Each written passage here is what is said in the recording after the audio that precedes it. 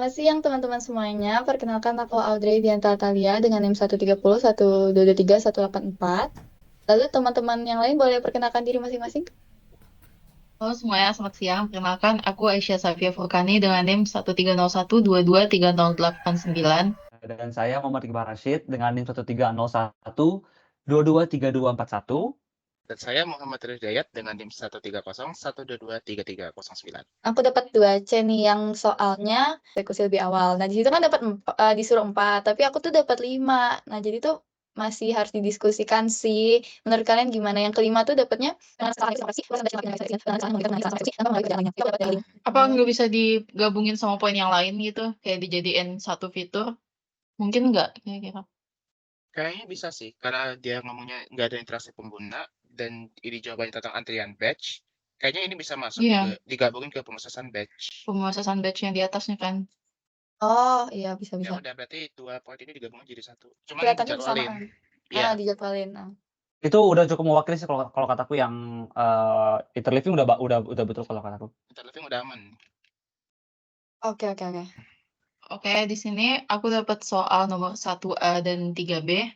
Terus kan 3 kemampuan dasar yang harus dimiliki oleh sistem operasi. Setelah aku buka banyak link itu tuh intinya emang inti yang ketiga tuh emang di gatekeeper atau buat ngelindungin program. Itu masuk akal juga sih kalau di PPT. Ya, Itu bisa kan dibaca ini diminta di tuh fungsi dasar. Sini aku dapat soal, jelaskan mengapa sistem operasi perlu memiliki 2 mode, yaitu user mode and kernel mode. Jadi kalau kata gue sebenarnya intinya tuh ada di kata kunci keamanan gitu. Berarti itu poinnya keamanan ya? ya. Oke. Oke. Udah tuh. Habis Oke, ya? lanjut. Lanjut Ini sekarang punyaku ya. Oke, let's go. Punyaku sendiri itu ada di 1B 1C kalau nggak salah. Yang pertama, kalau kita baca dari ini, aku ada banyak sumber ya. Kenapa nggak ditulis, karena benar-benar banyak banget yang agak aneh. Yang pertama itu kalau misalnya kita menuju ke buku bahan ajar yang gimana di sini kalau nggak salah. Itu di bagian kemudian Tapi bisa ini enggak? Yang kayak tadi kata Aisyah mungkin ada poin yang bisa digabung-gabungin gitu? Iya. Bisa sih, kayak ini Dari ini 7. bisa digabung nih. Program development sama execution bisa digabung nggak? Bisa. Nggak tahu sih. Satu. Bisa kali ya? Bisa digabungnya jadi Itu resource manager bukan Roy? Untuk akses Akses sumber daya I/O dan accounting ya. Accounting itu maksudnya accounting malah kayaknya tambahan nggak sih itu? Atau harus di state banget? ya, jatuhnya tambahan. Maksudnya itu as we collect user Ah, statistik tuh kan. various. Ini untuk statistik. Kayaknya enggak deh. Kayaknya itu enggak deh. Error detection and response. Itu harus gak sih? Ini harus. Harus juga nggak sih? Masuk. Kayak kita aja kalau salah ketik kan sama dia dikasih ini kayak kamu itu nggak ketemu gitu. Ya itu kayaknya penting di state. Penting sih. Karena kalau misalnya nggak ada ini ya langsung crash. Oke, 1, 2. Oke, tinggal ini kayaknya bisa digabung deh. 3 itu digabung sini. Access kan. Oh iya. IO device, control access device, System access. system access. Kayaknya sistem akses tuh lebih ke control access to files gak sih? Iya, 2 ini nih. 2 ini digabung bisa nih. Enggak. Nah, Oh. yang aku bingung kan dia bilang kan sistem yang Anda pilih. Maksudnya aku disuruh milih nih, mau yang ini programming atau yang multi programming. Ingin aja.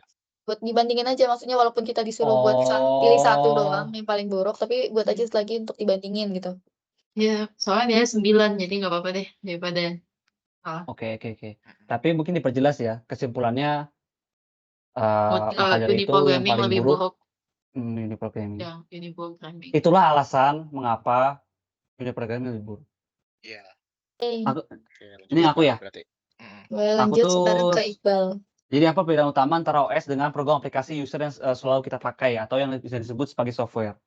Sebenarnya perbedaan utama antara OS dengan aplikasi itu mungkin kita bisa lihat dari tujuannya. Blok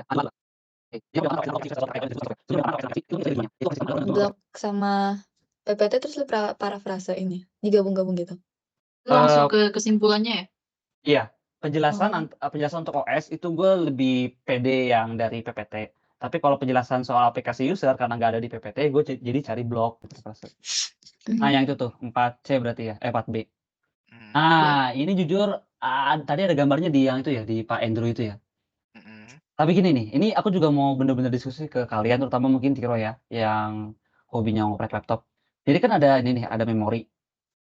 Kita tuh pakai eksekusinya compatible time sharing kan. Terus tuh itu tuh job 3 kan sedang dieksekusi, sedangkan job 2 tuh sudah selesai. Tetapi masih kesimpen programnya itu sebagian di memori, di halaman 10 sampai 25. Ketika job 2 itu telah selesai dieksekusi, kenapa nggak semuanya aja dipindahkan ke hard disk gitu loh? Kenapa masih ada yang tersisa di memori gitu? Memori itu RAM ya, heeh. Jadi kayak kalau kamu nggak perlu ngapus, ya udah nggak usah ngapus dulu gitu loh. Terus ketiga, kan kita kan ada job berikutnya kan, job ketiga tuh yang pengen dikerjain nih. Nah, antisipasinya adalah karena mungkin job 3 itu ukurannya kecil dibandingkan dengan size memori yang besar, jadinya yang perlu dihapus sebagian aja. Makanya kan tadi disebutnya dihapus cuma sebagian kan. Jadi ya job 3-nya nggak bisa masuk karena memang dia size-nya sedikit, job 2 bisa dihapus tengahnya aja mungkin.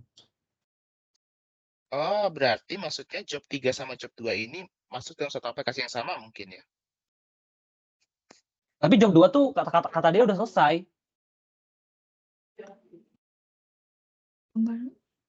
Kalau menurutku inti kamu tuh benar, cuma argumennya agak kurang.